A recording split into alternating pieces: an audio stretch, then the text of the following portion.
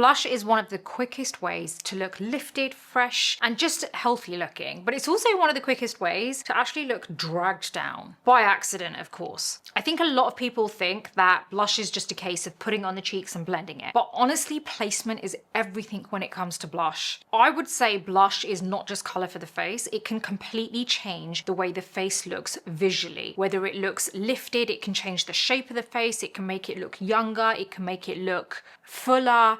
There is actually so much that blush can do in different placements. It can widen the face, it can slim the face, it can soften the face, it can look more soft focused based on the kind of formula that you're using. The worst thing of all, it can actually age the face. I'm going to talk through blush mistakes, and then I'm also going to show you the correct placement to just make the most of any face shape, and no matter what age you are, this is going to work really well for you. So this isn't a case of it only working for certain face shapes. Now my base is obviously already done. I have a very small amount of powder on, and the perimeter of my face really doesn't have much powder at all, so that's mainly where we're going to be working, so that gives you a little hint there. If you like this video so far, please do hit the like button, subscribe and hit the bell button. It means you won't miss my next video, and it really does help this channel out. Let's talk through some of the mistakes here, because these really do not do face shapes any justice. If you apply your blush too low on the face, and this is kind of like that drooping effect that I'm talking about, that's what we're going to actually talk about fixing here. Let me explain where that is. Usually that is kind of like the apples of the cheeks here,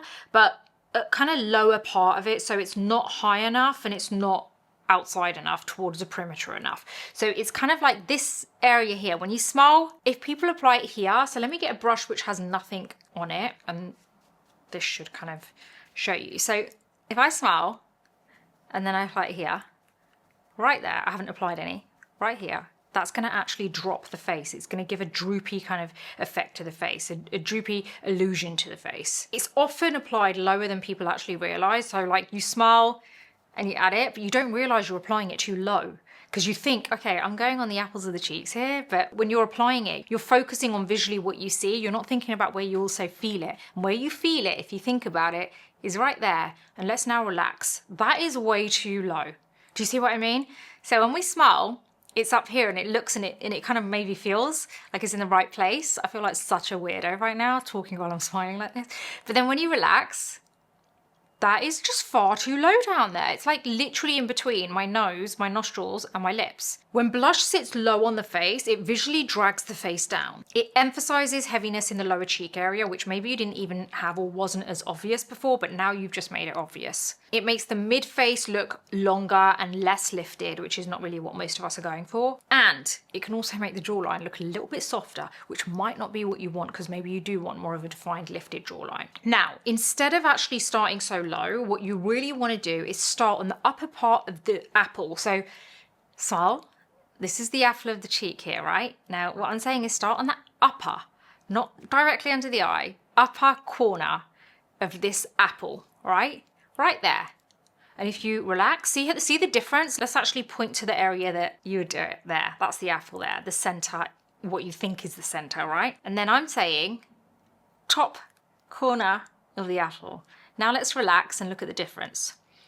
So if we relax, this is far too low. This is perfectly placed, top part of the apple going upwards and outwards. I just want to add here that the direction that you blend when you're adding your blush is where you're going to get the lift. If your blush is closer to your smile lines than it is to your kind of cheekbone area, then you're probably going too low. Now I'm going to talk through the mistakes as I mentioned, and then we're going to actually go through the correct way of doing it. Very quickly, I want to know, have you subscribed to the Beauty Breakfast Club? It's my online platform all about beauty, some wellness, mindset, some fashion thrown in, a lot of over 40 stuff on there, all product reviews, new products that have just released, tried and tested, overhyped versus underhyped. Like there's all sorts of stuff on there. There's all articles on there about everything you can think of within the beauty world, especially for women over 40. You're going to love it. Everything's written by me. I have a new newsletter every 2 days, and if you subscribe to it, you get access to most of the site. If you go for the paid version, you get access to the entire site. Plus you get to join the group chat, which you really do want to be part of, because it's where we're all chatting about beauty, like-minded people. The community is amazing there.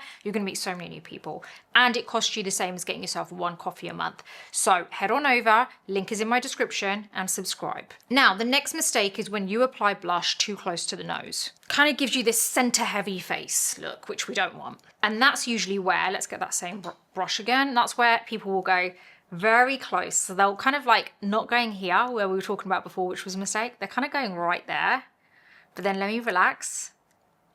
How close is that to the nose there, right? Far too close. Now I know that most people when they're applying it there, they're like, okay, this is gonna make my face look really rosy and youthful, but actually it doesn't. Now when blush is too close to the nose, it can actually make the face look a lot wider. It can also make the face look redder in those areas because you really are applying it on the areas that you would normally have maybe a little bit more redness. And it also competes with the under eye area. And what that means is basically I've literally got a brush hair right up my nose. I can feel it there. What I mean by that is basically it can end up making the under eye area look a little bit more puffy, and that obviously all depends on the color that you use and how much you're applying, but it can end up doing that. You always want to think about lifting to the sides, not in the middle, right? Now again, there is a right way, which I'm going to be showing you, but let's talk through these mistakes first. Now, another mistake is when people sweep blush right the way across like this, and I've seen this being done.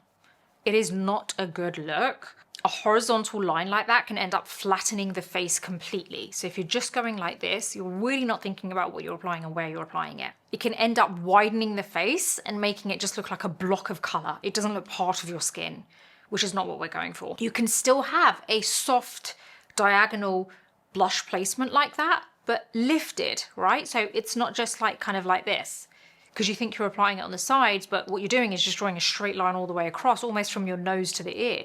What you want to do is, again, lift upwards and outwards. Let's talk about textures now, because that's another mistake you can make with blush. One of the mistakes I see is using a powder blush and applying it on top of foundation that hasn't been set. Big no-no. Or the other thing that people do wrong is using a cream or liquid blush on top of already set foundation. So both of those ways are wrong. So you don't want to apply a powder blush on top of foundation that hasn't been set, because you're adding powder to cream liquid, and what's going to happen is it's going to stick right to that kind of like fluidity on the skin, and it's not going to blend, and it's going to look really patchy and bad. If you're using a cream blush on top of set foundation, you're basically doing it the other way around. So you're adding a cream product on top of a really matte powdered down base, and it's just going to become, again, patchy, but it's also going to kind of separate a little bit too. Powder ends up grabbing hold of unset foundation and looking blotchy, and cream over powder can end up lifting the powder and all that hard work you've put in underneath, and it ends up creating a muddy texture. It never looks like it's part of the skin, it always looks like it's separated from the skin. If your base is still unset, so no powder, and it's still cream and liquids underneath, then you can go in with a cream or liquid blush, and then you can set after that. If your base, your foundation is set with powder, then you can go on with a powder blush. Blush should ideally melt into the skin, whether you're using cream or powder.